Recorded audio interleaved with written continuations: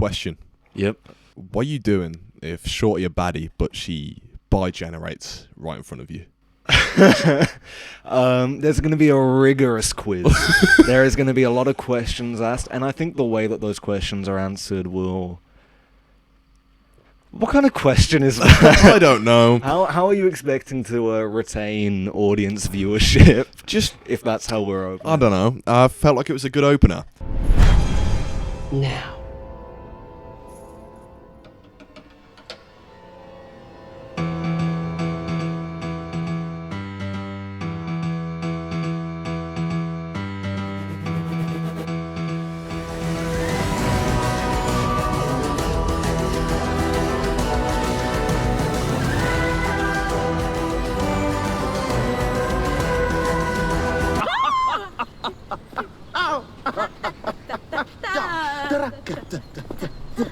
Doctor Who is back, baby. Yep. Or some would say it isn't. Are people saying it isn't? Not everyone's a fan. Okay.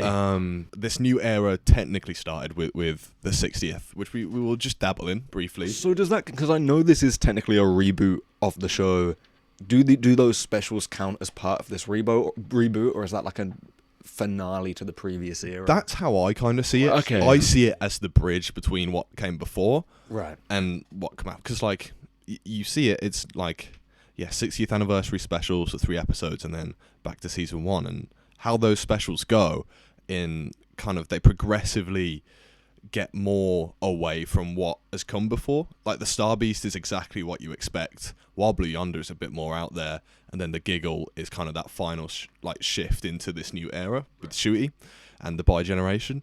On the whole, I like it. I've got my flaws with it, like the 60th. See, we've talked about this. I did not like the first 2 episodes of that at all of those specials. I didn't know why we were bringing Tennant back. I was unsure, what RTD's credentials to come back were, other than doing the show pretty good before. Yeah. Because I'd never seen It's a Sin. People seem to like it.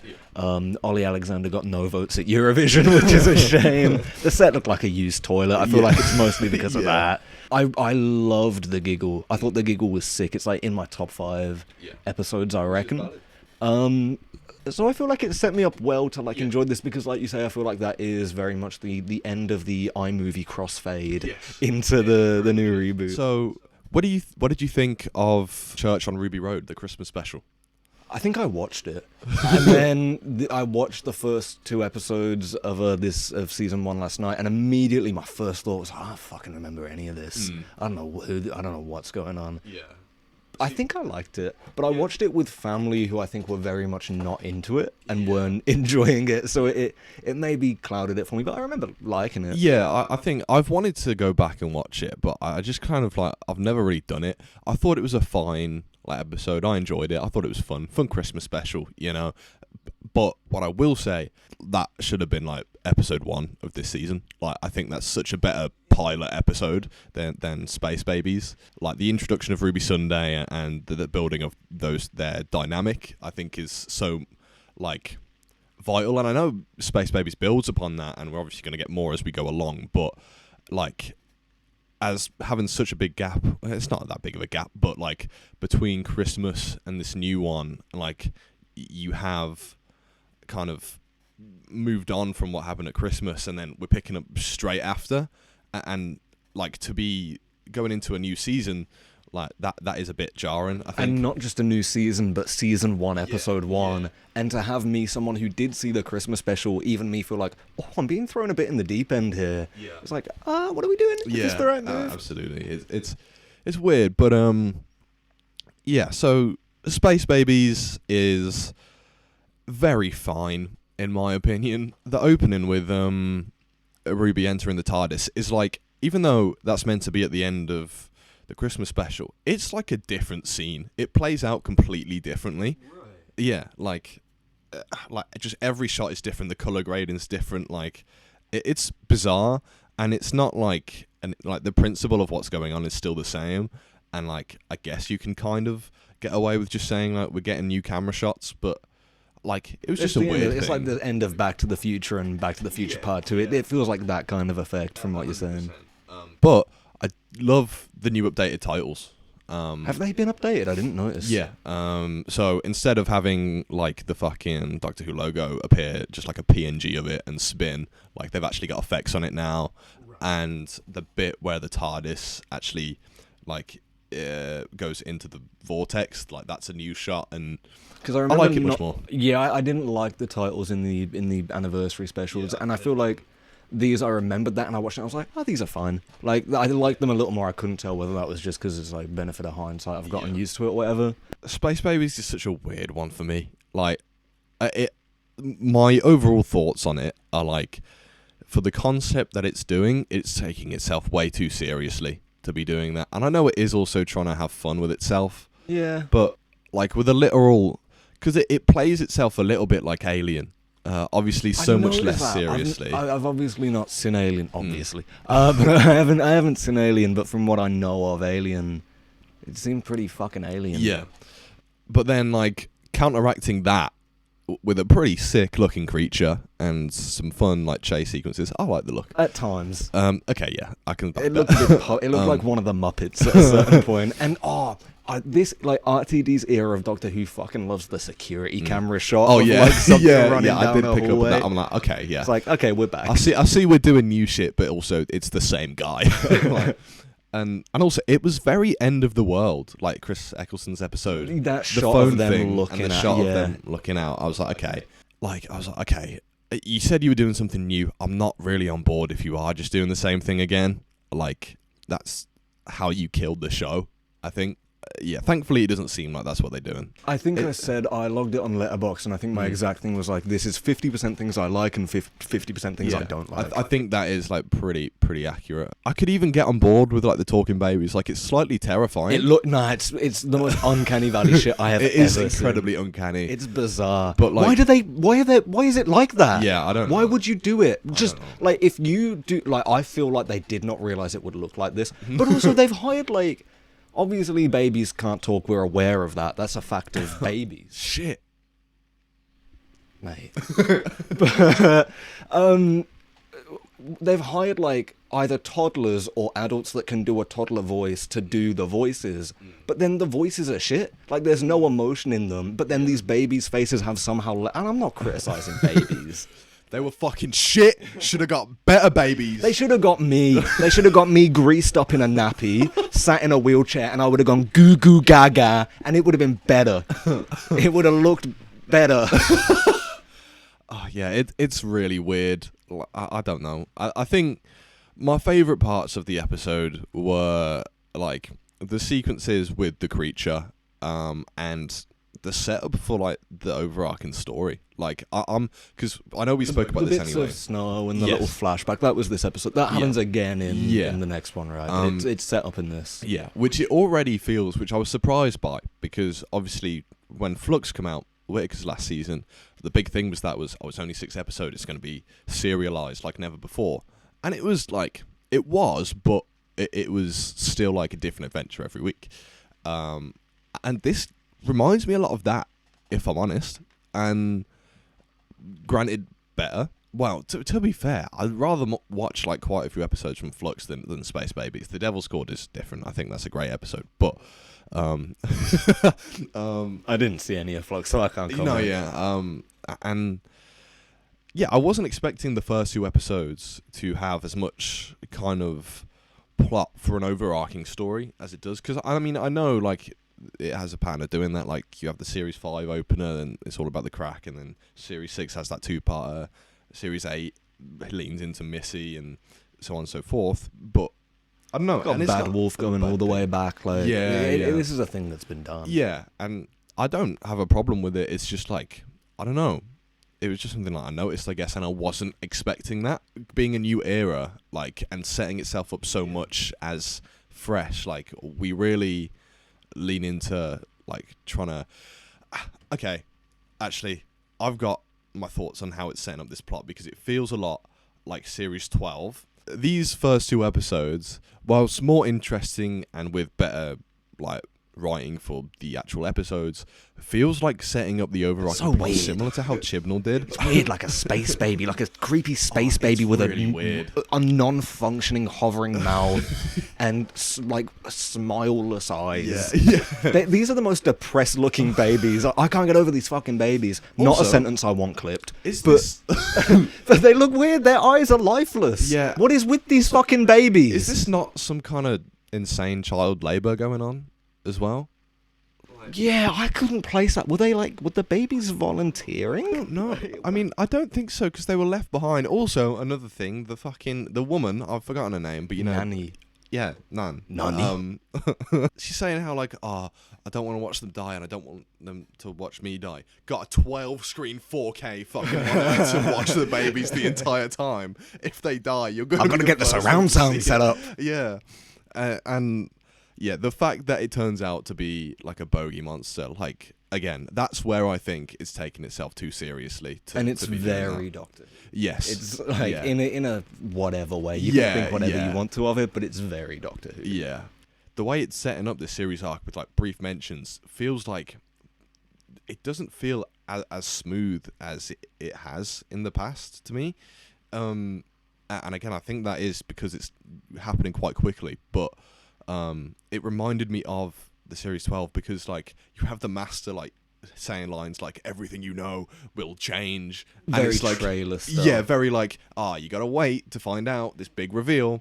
The And one then, I like, always think of is Apocalypse and X-Men going, everything they've built will fall. Yeah. And it's like, oh, he took a car apart. yeah.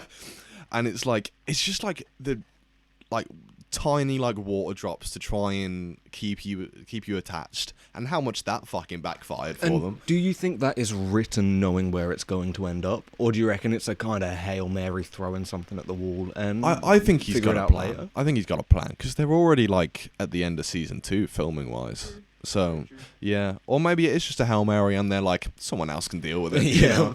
But yeah, and it's like you have the Captain Jack thing in series 12 as well, where he literally comes back just to say, "Wait till you get to the finale." Like Is that what happens? basically, because he's like Sick. he literally says, yeah, he doesn't see the Doctor in that episode. He just sees Graham, Yas, and Ryan, and he's like, yeah, like so Captain Jack finds them three, and he's like, I need to tell the Doctor something, and he's like, whatever you do, the lone Cyberman, don't give it what it wants. I've got to I go. think I did see this. Or like I saw the clip. He's literally like, I'm going to die, so I've got to go. And he doesn't show up till New Year's Day. And it's like, okay, you're literally just saying, like, I don't know. I don't fuck with, integrate it better into the stories going on. Which, again, I think this does that. I think the fact that it is Ruby and it is exploring that dynamic a bit more between the Doctor and Ruby, and that becoming a part of the plot as well. And it is, I know we said this off camera, that it's running the risk of kind of the Clara storyline, which I was like, season 7 wasn't on board with, but with Capaldi, like that whole character arc with those two I think is great, like the toxic relationship kind of thing. See, I just can't be asked with the whole like companion is a special being that means something in the universe and to the Doctor thing again. I find it so much more interesting when it's not that. Exactly. But the reason I'm on board so far is because, like, I feel like it's gonna be more a result of like Ruby's parents as opposed to her. Like, yeah. Do you think it's gonna go in the direction of her parents are someone from like the past of Doctor Who, whether it be like the Rani or it being like the Master or something, or do you think it's gonna go in the direction of, I don't know. It's a new thing. I don't know. It's a new thing. I really we've don't made. know. It's a timeless I can child see it type going thing. either way. I can really see it going either way. And I like it because it's taken the timeless child and turned that into quite an interesting thing for the Doctor and him finding out he's adopted. And then that, I find that then Ruby being adopted as well, that creates more layers for them. And yeah, I'm on board with it.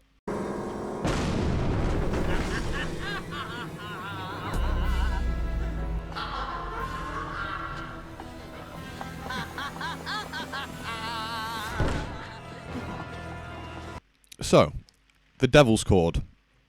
I thought it was great. I really liked it. I think I really enjoyed the 60s setting. I think they made quite fun use out of it. I liked the Beatles inclusion as little as it was, and I think that was the right call. And I found Maestro to be a great villain, and I know we're more than likely going to have them come back, and I'm so down for it. I find it a really fun episode. I think it propels the overarching mystery in interesting ways as well, because you have that moment with the TARDIS where it kind of like is making a strange noise, and it was another slightly clunky thing similar to the Series 12 stuff I was on about, where he's like, oh, don't have time for that, this is something different, we'll come back, and it's like, okay, yeah, fine. But on the whole, I really enjoyed it. I think it's a really fun episode. I think it opens a vulnerable door for the Doctor, which is one of the things that I was conscious of coming into this era because of how positive they've been approaching it, which I think is good, because Doctor Who has gotten quite dark with the Doctor in recent years, and I think that's more interesting. No, and I agree, and that's my point. Like, the fact that the guilt of the Time War, like all of that, brilliant. That's why he's such an interesting character. Not specifically just the Time War, but you know what I mean. No, but I think I like that this version of the Doctor is a naturally more like happy, upbeat guy, yes. But that darkness is still there. That thing that's always been there, and especially in recent years, there's still a layer there that we're going to see brought out more and more. The Doctor, more like the expositioner. Oh yeah, that was funny. Thank you. The Devil's Chord bringing up how the bi-generation, like, as much as literally tore him apart. Yeah, and I really liked that, because I like, obviously the Giggle and Church on Ruby Road kind of treats that as the positive thing of the Doctor has been able to let go of kind of a lot of his trauma and move forward in life, but like then bringing up things that he had to face with the Pantheon, like people related to the Toymaker and that. The moment where they come out of the piano and like they do the Giggle from the Giggle. That I got goosebumps from that. I really liked that. Because it's from that point he's like, I can't fight this thing. Like, I adored that. Just like a few minutes, or like maybe 5 minutes, whatever it was, of the Doctor being. Yeah. That's not Doctor Who anymore. I really loved that. However long that kind of sequence, I guess, was of the Doctor just being like, fuck. Yeah, literally. I found it slightly weird having it be in like episode 2, especially when Ruby's like, oh, but you never run away, when in like the previous episode he ran away, and that was also a point of that, of him being like, why am I scared? Why did I run away? And I'm like, I don't know, that got me a little bit. That was just one, but overall that whole thing of them then going to the future and seeing like how 2024 that ends was up, great. Yeah. And it being just this like nuclear apocalyptic wasteland. I was like, oh shit, okay, we've not really seen this before, like to my memory. Yeah, I feel like we rarely see like worst case scenario outcome. I feel like the Wii game did it. Like that's a very vague memory. No, I know exactly right? what you're on about. Yeah. Talking about the Pantheon, I don't know if you remember, because I don't really know if they're explored in other Doctor Who media. I only know from the main show and from Sarah Jane, because the Trickster is a part of the Pantheon, he says, in Sarah Jane. And now obviously we have the Toymaker and Maestro as well. I am honestly completely unfamiliar with this. He says multiple times in his appearances how he's a part of the Pantheon, and then obviously that's the only other time I'd heard it until the Giggle. Right. Did they mention it in the Giggle? Yeah, to the Toymaker said like, I think like when he was saying his legions are coming, and he's something like, I don't know. I don't even remember him saying his legion. They mentioned that in the Devil's Chord, and I was like, what fucking legion? That coming back up makes me quite interested if they're gonna bring the Trickster in. That has been a villain that fans have said since his first appearance, like, we'd love to see him back in the main show. Okay, so we've got to talk about you've got to talk about the Beatles inclusion. The elephant in the room, the walrus in the room, if you might. Look, I was told that this was the Beatles episode of Doctor Who. It's not. It's really not. I don't mind it. When I saw the cast in the trailer.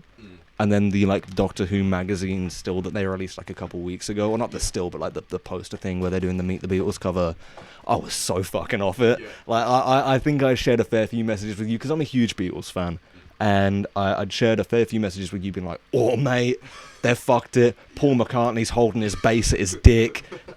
He looks like a great... Like, I specifically had a problem with the Paul McCartney casting, to be honest. The rest I could take or leave. Yeah. Especially because George Harrison and Ringo essentially weren't in it. Yeah. Not a single speaking line, I no. don't think. Which is a shame, because I love George. I think he's my favourite, and Ringo rules, and I would have loved to see him get more time in it. And I think Paul and John are probably my least favourite Beatles, because they're so oversaturated now. But I call myself a Paul and John hater, but I can't not feel very warm and fuzzy when at the end they play the chord together, and they're like working together and they bring music back. That's to what the I mean. world. Like, it's a very simple thing, but it works. It works. Their inclusion is fine. Yes. There was a part of me where it's like, okay, Doctor Who's a very large part of British iconography. So are the Beatles. Yeah. Is this really what you want to do with bringing the Beatles into Doctor Who? Like, is this we've waited, like, it's been 60 years of Doctor Who and the Beatles coexisting in the world. This is finally what we're doing with them. Is this the move? Yeah. But then I'd kind of rather that than like a shitty plot where they're running around trying to write Yesterday, which I thought for a moment that's what this was going to be. I was a bit sad that like the lost chord that they play at the end wasn't the opening chord from A Hard Day's Night, or like something really recognizable like that, or like that's what I was kind of hoping as well. I was hoping like it would be something recognizable from them. It sounded slightly like the final chord of A Day in the Life, but like a note moved so that it's not fucked with copyright. It also annoyed me that I think the Doctor's like, I'm going to play the lost chord, and then plays 7 notes. Yeah. 7 notes isn't a chord. It can be if you're if you're playing, but like, it's not really a chord. Yeah. But whatever. It doesn't matter to the story. Like, it's nitpicking. Yeah. The thing I thought was really impressive and made me even think, like, is there a bit of AI being used here? Is their voices sounded a fucking lot like Paul McCartney. I thought the voices were really good. That's maybe what I think they were cast based off of, because neither of them particularly look like Paul or John. Which I think is a valid route to go down, if I'm fine. honest. Yeah. Like, what did you think of the music number at the end? There's always a twist at the end. What was the twist? What the fuck was the twist? Because the twist is there's a musical number, I think. But that happened like 2 episodes ago. And so I was speaking to Christina, our friend. Friend of the show. Yes. Friend of ours. Yeah. And car boot salesman. I said to her, like, I have no idea what, like, I enjoyed it, but I had no idea what was going on. And she thinks that it's meant to be like a play on word, like they're doing the dance, the twist. Yeah, no, 100%. That's what it is. Oh, okay. That's the literal joke, is they're doing the twist. Okay, I see. I'm just it still doesn't stupid. make sense. Why the fuck would you put that in the episode? because also we have the 4th wall break. And also that you as have well. a Beatles song called Twist and Shout. Yeah. And also, you don't have to pay John Lennon and Paul McCartney for that and pay the big, because that was a cover they did. So you don't, why the fuck would you not make it be Twist and Shout? Yeah. You are aware of the elephant in the room. Not really the elephant, the little like microbe in the corner, because no one seems to really be talking about it. Yeah. But Susan Twist. Yeah. Is in all 4 episodes since shoot. No, it's the 3 shooty episodes and Wild Blue Yonder. Yeah. So in Wild Blue Yonder, she plays Isaac Newton's maid. In Church of Ruby Road, she is an audience member at Ruby's band's concert. On Space Babies, she's comms officer Gina, one of the people who's on the ship or whatever. And in The Devil's Chord, she's a dinner lady at EMI Studios, which later goes on to be known as Abbey Road. They also didn't shoot it at Abbey Road, because Abbey Road, like, I've been there. First of all, they crossed the road in the wrong direction, and then second of all, the building's too big. It doesn't look like that. Anyway, so what's that about? First of all, is it either she's now just Doctor Who Stan Lee for no reason, just this random woman from Coronation Street or some shit. So, or she's got a role to play. But where this, just follow me on this quickly. No. Where this buys into my "there's always a twist at the end" theory. First of all, her name's Susan Twist. As far as I'm aware, the character she's going to end up playing hasn't been named. Yeah. And there's been multiple 4th wall breaks in this season. So there's the obvious one of the Doctor looking at the camera and winking when he says that there's always a twist at the end. Good. But also earlier in the episode, there's a bit of music playing, and there's a bit where he goes, "Oh, I thought that was non-diegetic." Thought Chris straight away. Yeah, so did I. We went film college. One of our lecturers, Chris, talked for so fucking long. Love him. Love the man. But he talked for a long time about the difference between diegetic and non-diegetic audio. Diegetic is audio that exists within a scene that the characters can hear. Non-diegetic is like score or soundtrack cues that the characters in the scene can't hear. There's a bit where there's music that is diegetic, and the Doctor goes, "Oh, I thought that was non-diegetic." Yeah, but you also have the opening with Maestro playing the theme, which that's I also fucking true. loved. That was a bit on the nose for me. I get what you mean, I found a but lot of the Maestro stuff a little on the nose. I if I'm really honest. enjoyed all of it. I thought they were threatening. I thought they were funny, and like, yeah, I fuck with it. But go on, the Susan Twist stuff. Well, that's all Where I we got. go? Oh, okay. Just like, what does that mean? That's all Yeah, that means. so- Something. I don't know, but so we know at some point later in the season, I'm assuming one of the last 2 episodes, you see when the Doctor arrives at Unit, I think it's the clip where he's like, "Give me the lovin'" or whatever. I think on the background you see S Twist somewhere. Right, let me... I think, I might be wrong, it might say something else, but it's been correlated to her, or it might say Susan. Susan T, it might be that. I've got it. It says... Right, it says S-Trand, which this says here that her character will be called Susan Trand. But if you... That's Strand. S-Trand. So maybe it's...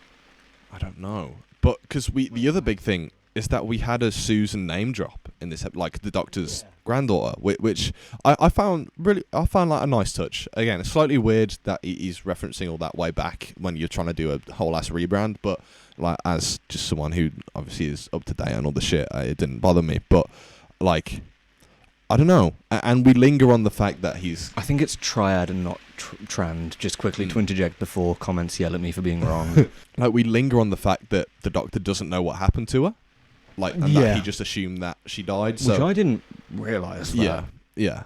And I find that really interesting because that is, like, a massive kind of gap in the lore, I suppose. Like, but, yeah, I don't know if that will end up being anything. I really don't know. Because, like, you also have... The other thing that sets the rest of the season up really interestingly is where Maestro says, like, when she's, like, got Ruby captive, and she's saying how, "Oh, there's no way that he's your father," or whatever. And she says something like that, like the person who left Ruby at the church. Yeah, there's like, something about... they Like, knew them. and Maestro... when it's trying to extract the music or whatever from Ruby is like, this one's bad. Like, this is a fucked cunt Yeah, if they're I've just ever like, seen "Oh, one." fuck, I don't want it There's anymore." there's a lot of people in this episode just going like, fuck. Fuck. the bit where Paul McCartney sings like a little nice song and everyone's just like, nah, mate. Yeah. And then you have the final moment as well with, like, when she's getting sucked back into the piano, and they're like, "The one who waits is almost here," and it's another thing like, okay, fucking Chibnall ass writing again, but I'm keen. You know, it set up in the giggle. We're going somewhere. Maybe Starbeast is the one who waits the same guy as the boss that Meep said. Oh, We don't maybe. know. I don't want to see Meep again, if I'm honest. I know people love Meep. I didn't fuck with Meep that much. I think it's setting up a lot of interesting breadcrumbs. It's throwing a lot down. I don't know if it can pick it all up. But I don't even know if it's going to try and pick it all up this season. I don't think so.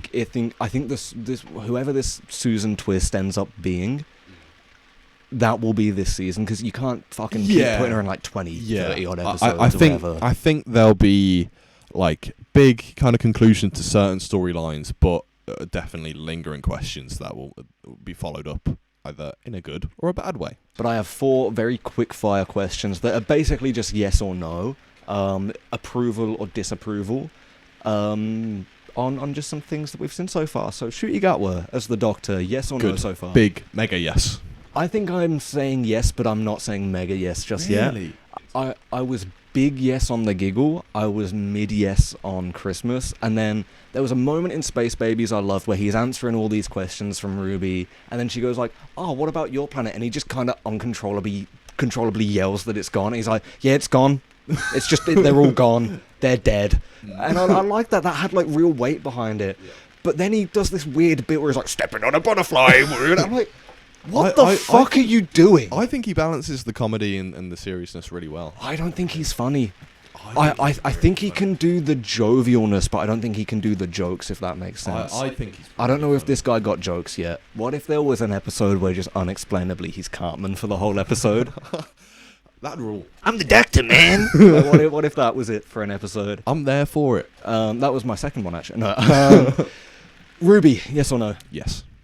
Yeah. I think I'm yeah. Yeah, I'm invested in the character. I'm intrigued by the story of her parents. I'm really yet to make my decision, but Yeah. but so far, yeah. The new sonic screwdriver. Nah. Yeah, I'm really off it. It's- Someone gives him a screwdriver in Space Babies, and there's this nice moment of like, oh yeah, like my screwdriver. Motherfucker, that's not a screwdriver that you've got anymore. Yeah. That's a Honestly. walkie-talkie. And it's even more infuriating to me because we had such a good Sonic in the 60th, and I know that's like an amalgamation. It's like the amalgamation of a few Dr. Sonics, and so maybe it would have been weird for Shooty to have it, but also, like, it looks fucking great. Just don't give him a TV remote instead. Yeah, it looks like the remote from It's the not a Adam Sonic- Sandler film Click. Yeah. It looks like that. Like, it's... The Sonic screwdriver is barely a screwdriver as it is. Like, this isn't any Sonic screwdriver anymore. Yeah, I'm not keen on it. But finally, the new TARDIS, both the interior and the exterior. Well, the exterior is pretty much the same as Whittaker's. I believe, suppose. which I think is great. Yeah. And I think, Yeah, I don't have a problem with that. Yeah, and I think the interior is beautiful. It's up there with my Yeah, favourites. I think it might be my favourite. It might be mine as well. I really like it. Yeah, and I fuck with the jukebox. That is amazing! Sorry. Don't fucking come for me. I think I prefer Moffat's era to RTD's era. I respect it big time. I'm not mad at that. I think most of my favourite Moffat era episodes, though, are ones he didn't write. So we'll get there. We'll see.